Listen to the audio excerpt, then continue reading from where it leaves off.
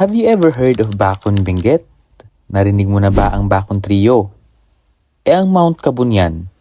Siguro familiar sa iba, pero kung hindi pa, baka ito na yung chance para makita mo at makapasyal na din sa isa sa pinakamagandang lugar dito sa Benguet. Yes, mga kasamang adventurers and viewers, for today's episode, another adventure tayo at first time na mapupuntahan ng Net25 ang isang malaparaisong lugar sa Cordillera.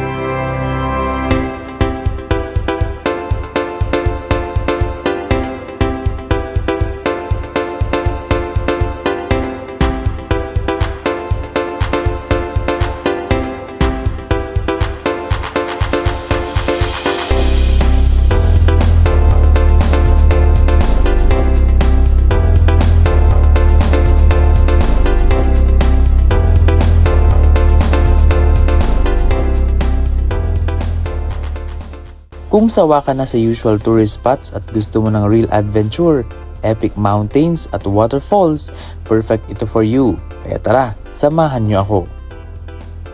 So from Baguio City, we started early, mga 7 AM, bumiyahe na kami. By private vehicle, around 2 hours lang mahigit. Pero kung commute naman, of course, expect longer hours na drive. Medyo long ride, nakakahilo dahil sa mga daan, pero promise worth it naman. Habang nasa biyahe, makikita mo na yung pagbabago ng scenery from busy city to peaceful mountain roads hanggang sa puro green terraces na lang.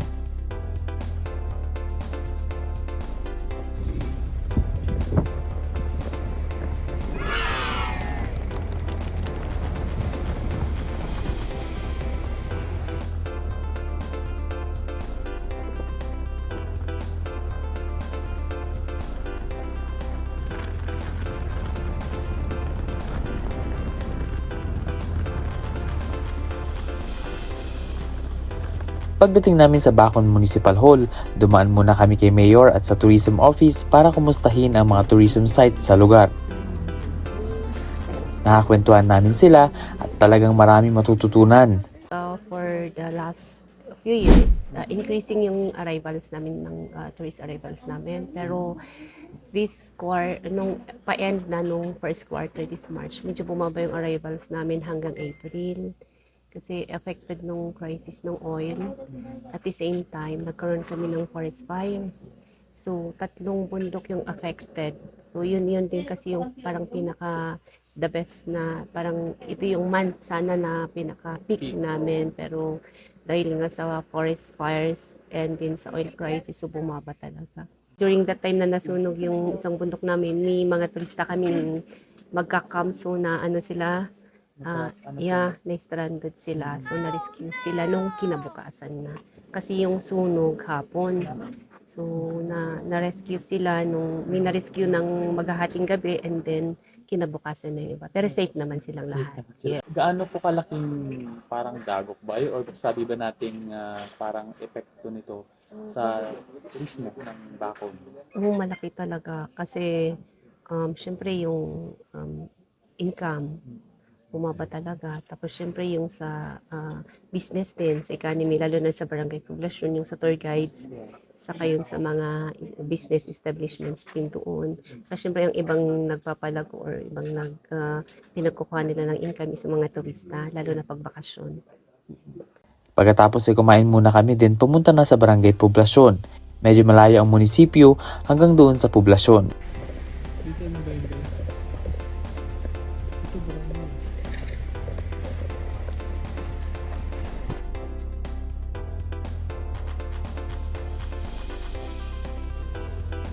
So ang first step is registration.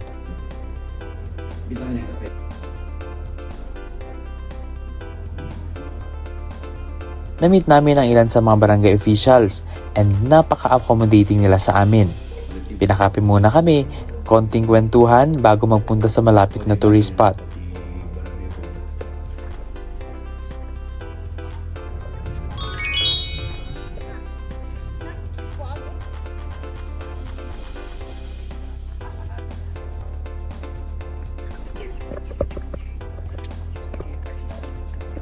Wow!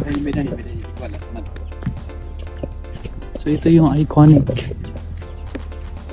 na basketball court. Wow, finally.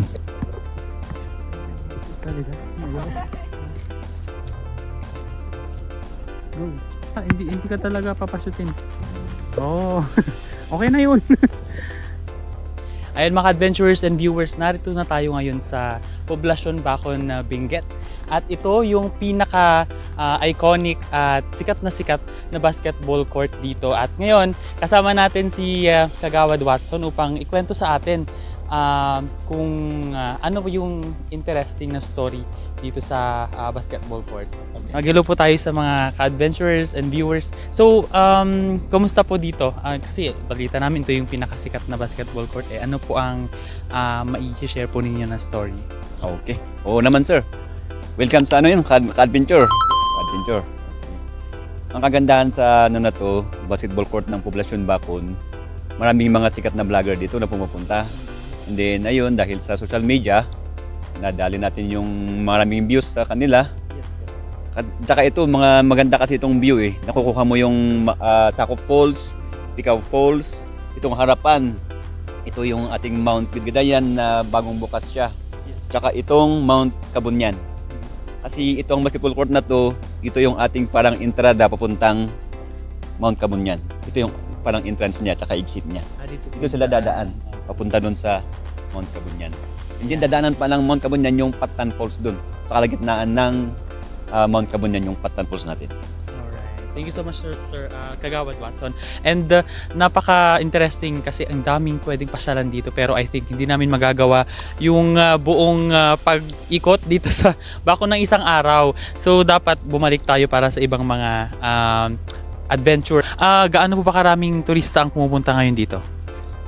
Sa nakaraan, pinakamarami dito 200 plus. Isang araw lang yun, Sabado kaya Linggo. So mas marami pag weekend? Pag weekend, mas marami. Sa mga hindi pa nakakapunta sa Poblacion Bacon na to, na matatagpuan lang natin pinakasinik na basketball court sa Benguet o kaya sa buong Pilipinas, welcome pa rin kayo sa ating basketball court, Bayan ng Bacon.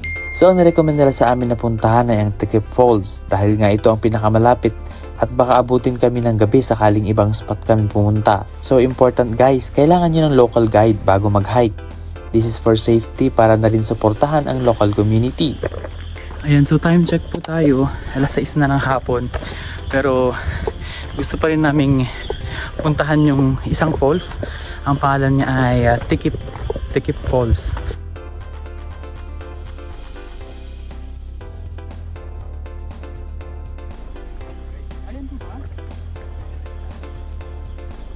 So nandito na tayo sa Tikip Falls at nataon na konti lang yung tubig niya. Pero yan po yung falls.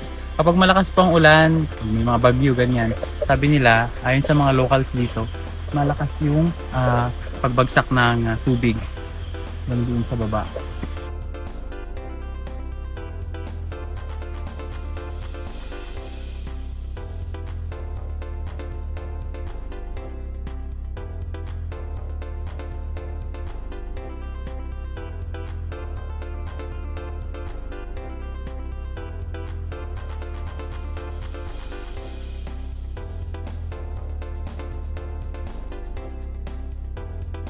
Okay mga adventurers and viewers, ready na ba kayo?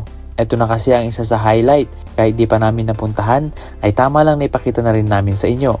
At para lalo ma-excite akong bumalik dito, but I'm really hoping na makabalik at ma-experience ito. May tinatawag silang Bacon Trio, ang Mount Patulok, ang Mount Tinglawan, at ang Mount Kabunyan. Mount Patulok is more commonly known as Mount Lobo, stands at an elevation of 2,087 meters above sea level.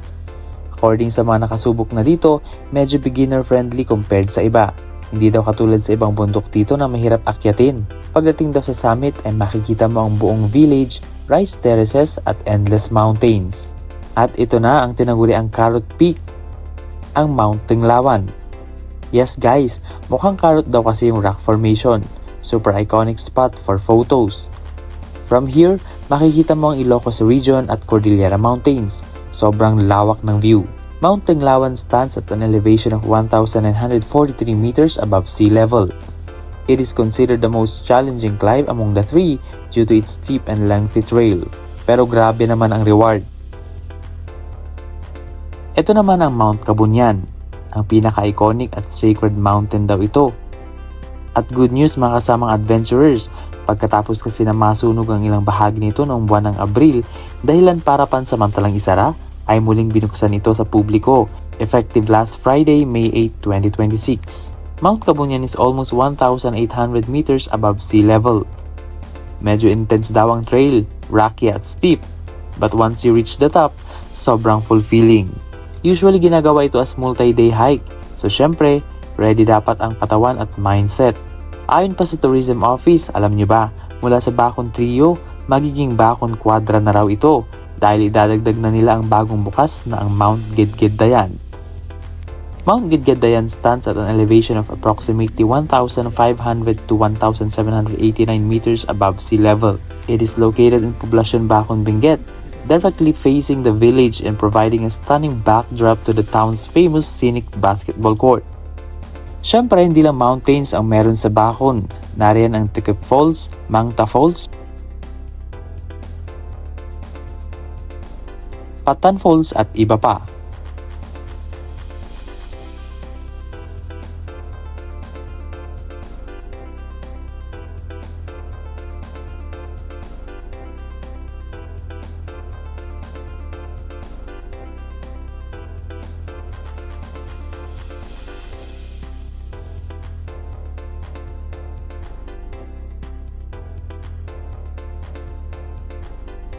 Nandyan din ang Nagasa Cave, kung saan bagong attraction with cool rock formations. Para daw nasa ibang mundo ka sa loob.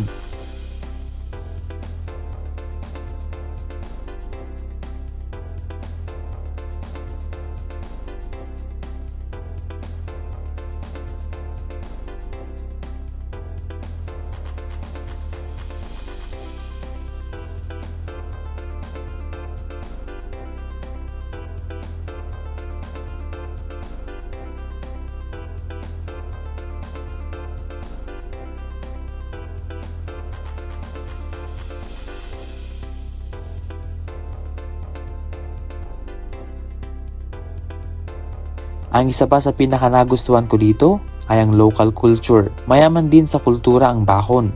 The people here speak Kankanaay in Ibaloy at sobrang welcoming nila. Before we end, narito ang quick tips ko sa inyo. Always check the weather, wear proper hiking gear, respect local traditions, and bring enough water and snack. If you're looking for adventure, peace, and raw natural beauty, Bacon, Benguet is the place to be. Babalik ulit tayo dito mga kasamang adventurers and viewers. Ano, tara? Thank you po for watching. Ako muli si Ben Pong Sila na nagpapaalala na hanggat kaya mo pa mag-adventure ka, mag-explore ka. Pero kung di talaga kaya, ay manood ka na lang muna. Dito sa Northern Adventures Exploring the North. Only on Net 25 Baguio. Don't forget to like, share, and subscribe for more travel adventures. See you po!